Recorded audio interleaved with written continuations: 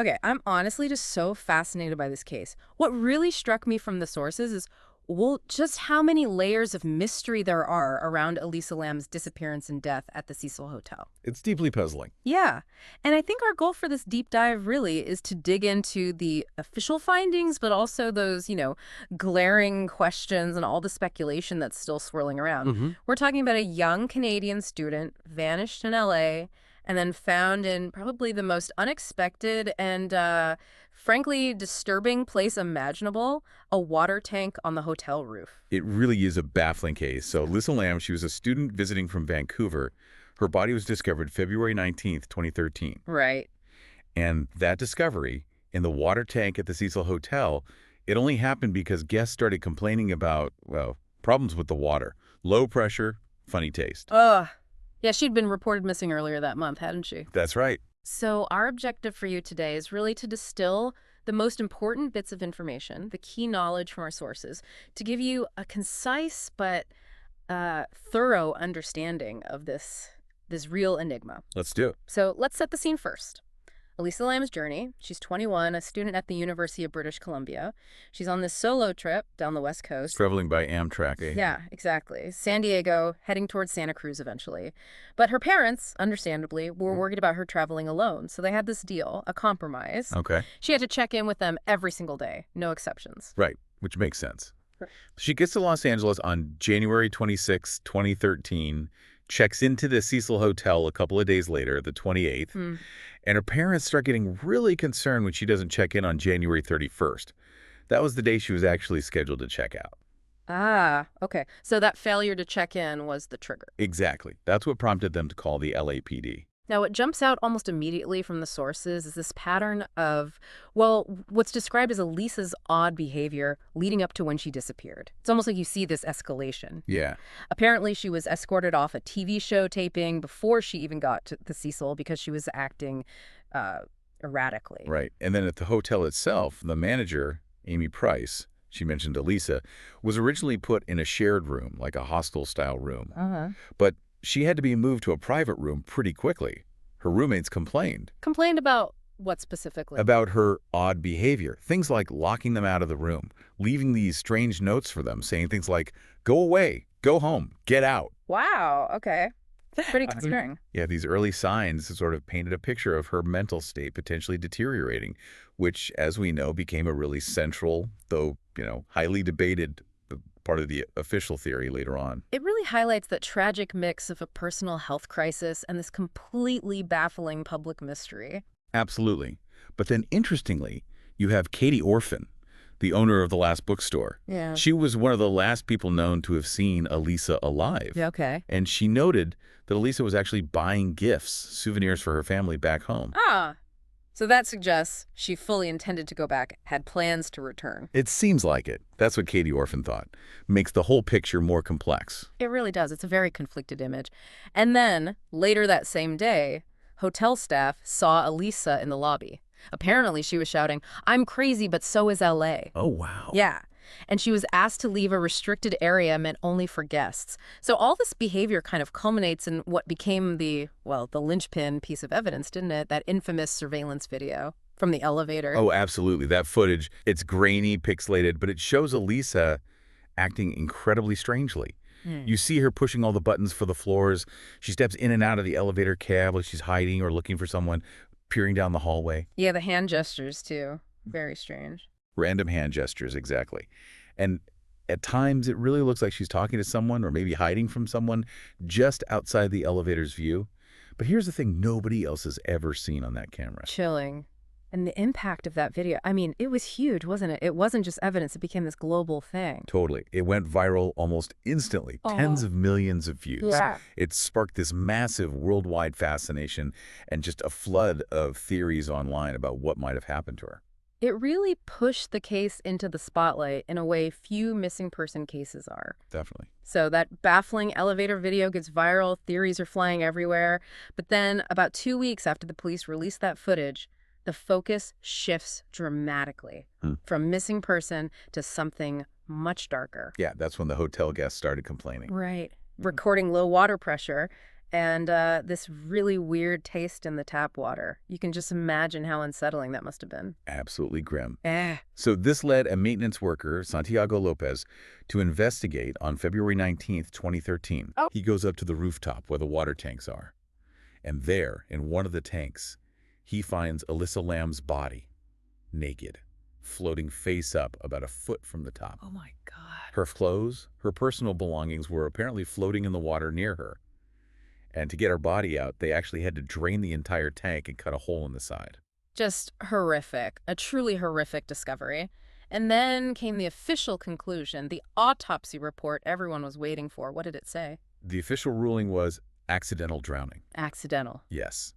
The report's summary stated there were no signs of a struggle, no physical injuries that could have directly caused her death, and importantly, no evidence of sexual assault mentioned in that summary part. Okay. What about toxicology? Did they find anything? They did.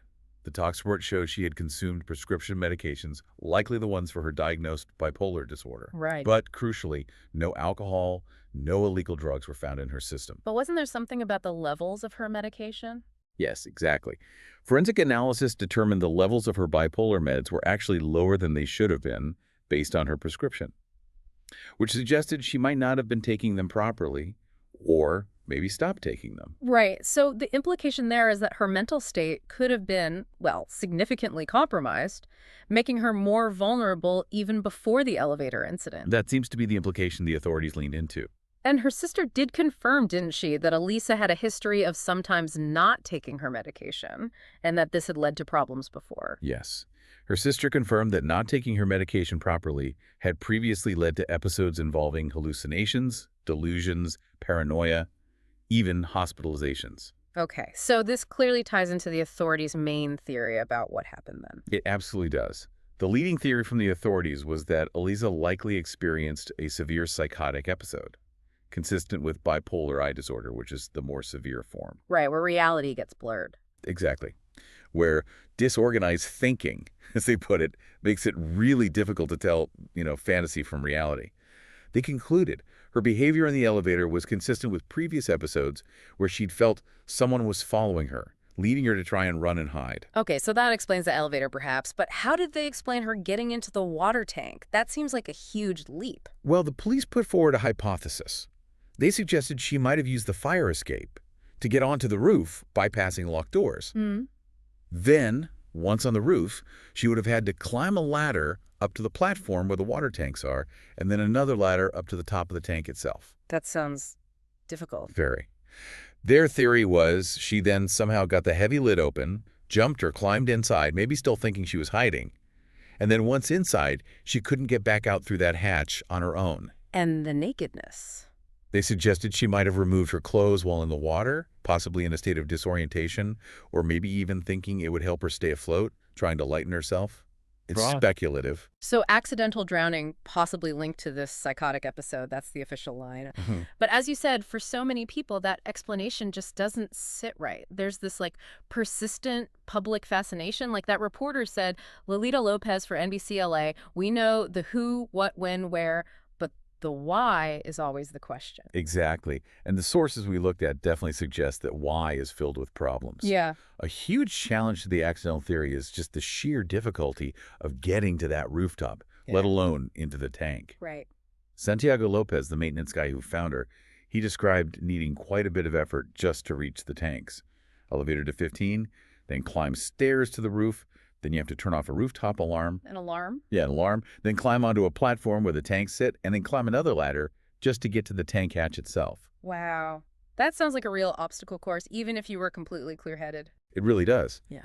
And adding to that, the chief engineer, Pedro Tovar, he stated that the rooftop alarm was designed to sound at the front desk and on the top 2 floors if someone accessed the roof without an employee deactivating it first. So the massive question is, how could Elisa, especially if she was having a psychotic break, get through all of that unnoticed? And apparently without her glasses. Sources mentioned she was legally blind without them and they were never found.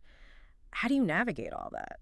It's a major sticking point for critics of the official theory. And then there's the autopsy itself. It was supposed to give clear answers, right? Yeah. But instead, it just seemed to create more questions. People described it as disturbingly vague. There were these weird last-minute corrections on the cause of death. What kind of corrections? Well, initially it said accidental on June 15th, but then just 3 days later, June 18th, that was changed to could not be determined, but that was then crossed out with error written next to it, reverting it back to accidental. It just looks messy. That sounds really odd, not exactly confidence-inspiring. Not at all. And some of the specific findings seem to contradict the summary's claim of no evidence of trauma. Like what? Well, the report itself mentioned, and I'm quoting here, the anus is edematous and shows pooling of blood in the subcutaneous tissues surrounding the orifice. Okay. That doesn't sound like no trauma. Exactly. Many argue that contradicts the summary. And while there were attempts noted to get a fingernail kit or a rape kit processed, there's no evidence those actually yielded results or were fully completed. This discrepancy alone just fueled so much public doubt about how thorough the investigation really was. And wasn't there something about men's clothing found with her? Yes. Our sources point out that men's shorts and a shirt described as several sizes too large for her were found in the tank, along with her naked body and her own clothes. Where did those come from? Good question. Plus, her phone was stolen just before she died. Reportedly, yes. And even stranger, her social media accounts apparently started updating, like posting new content, about 6 months after her death. What? How is that even possible? Nobody knows for sure. Hacking.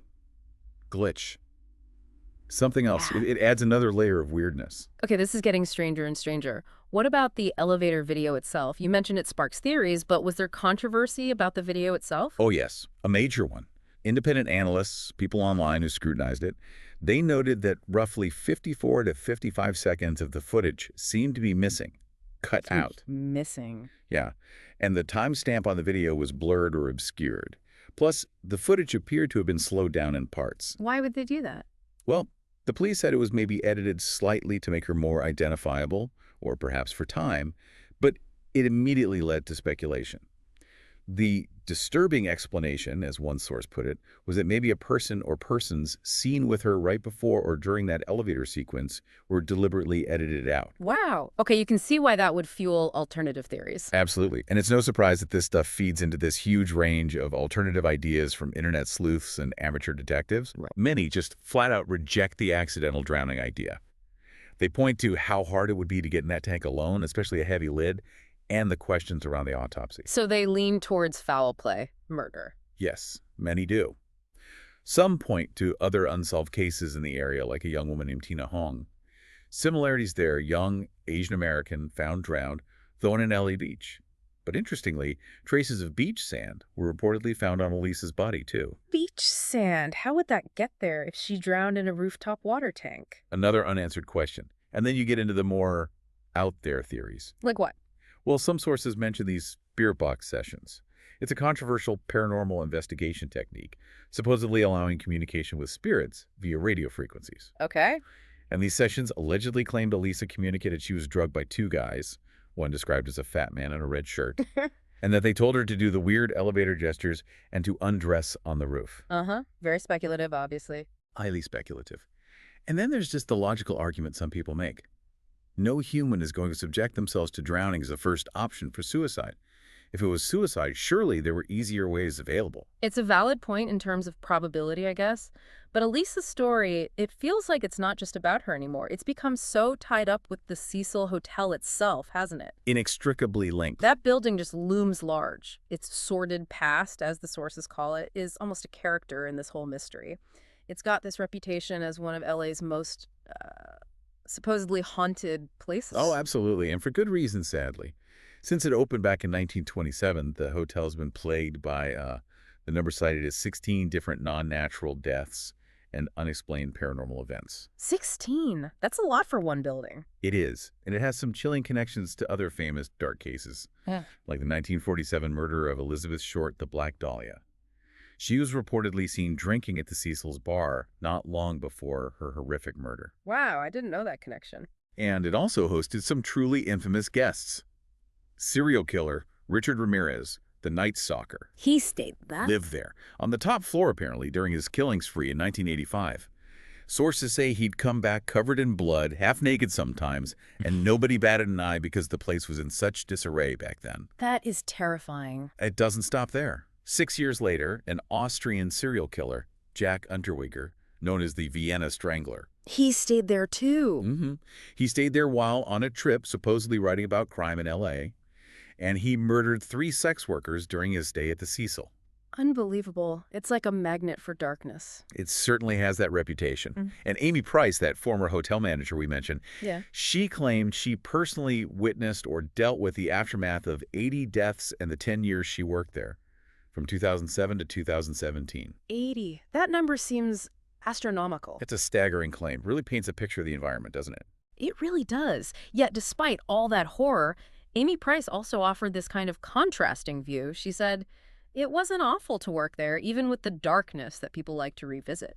Yeah, it's interesting how different people can experience the same notorious place, isn't it? Yeah. Maybe for her it was just a job, day-to-day reality versus the legend. Yeah, perspective is everything. What's the status of the hotel now? Is it still operating? Well, it recently got landmark status, Yeah. and in 2021 it was converted into an affordable housing complex called Hotel Cecil. Oh, okay. So a different purpose now. A very different purpose. Those reportedly put up for sale again in 2024. So its future is maybe still a bit uncertain. A new chapter, definitely, for a building with such a heavy history. And finally, you can't talk about Elisa Lam without mentioning the impact her case had on pop culture, right? It really seeped into the zeitgeist. Massively. It directly inspired Ryan Murphy's season of American Horror Story, Hotel. Right, I remember that. And also a video game called Why I, a postmodern RPG. The co-founder of the game studio, Andrew Allenson, he reportedly said he wanted to tell a human story, not just focus on the gross-out angle. That's a thoughtful point. Yeah, he apparently said something like, what about the poor girl who died? It's easy to say she was off her meds, but why can't people think a bit more about her as a person? And I think is a really important perspective to keep in mind amidst all the mystery and speculation. Definitely. A tragic human story at the center of it all. So the Elisa Lam case, when you boil it all down, it's just profoundly complex, isn't it? And deeply unsettling, even with the official ruling of accidental drowning. Yeah. All those conflicting details we talked about, the hotel's incredibly dark history, and just the sheer volume of public speculation and online sleuthing, it all guarantees this case stays an enduring enigma. It's lodged in our collective consciousness. So for you, our listener, thinking about all this, what does this deep dive into Elisa Lam's case really reveal about us? About that human tendency to need explanations, even when things are ambiguous or contradictory? How do we, balance the official findings with these really compelling unanswered questions and the stories, the narratives that just take hold in the public mind? That's a great question. I think this case really forces us to consider not just the presented facts, but that powerful, almost primal human need to find order in chaos, to make sense of the senseless. Yeah. And it shows how a very tragic individual story can become this huge canvas for collective fascination, maybe even a mirror reflecting our own fears about the unknown, about vulnerability. It remains this unresolved inquiry that just keeps challenging easy answers.